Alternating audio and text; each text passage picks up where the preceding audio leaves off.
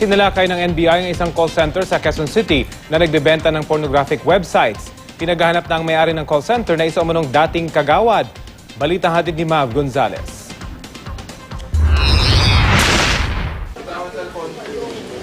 Niraid ng NBI ang isang call center na nagbebenta ng pornographic website sa Novaliches, Quezon City alas 10:30 kagabi. Ang nahuli sa loob, 12 lalaking nagpapanggap na babae sa internet. So pumapasok sila sa different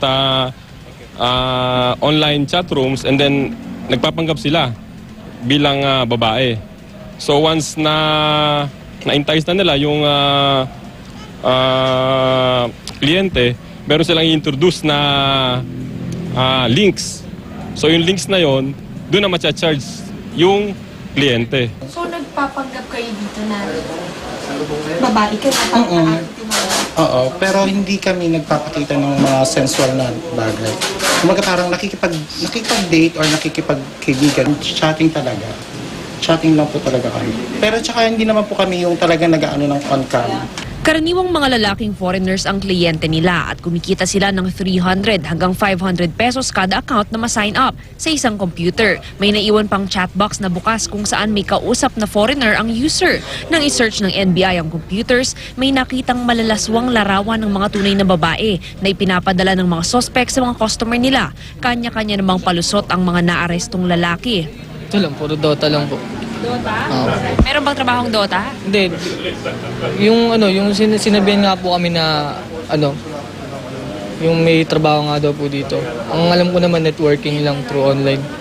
Kaya sumama rin ako. Habang wala pang internet, ito lang ginagawa namin dito, nagdo-Dota. Po, di namin po alam, nakasave na po yan kasi nga bago pa lang po kami dito eh.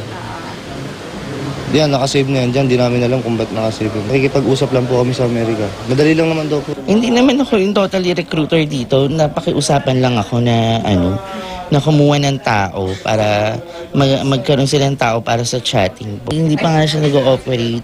Alam ko pag tinitrain sila, more in English lang.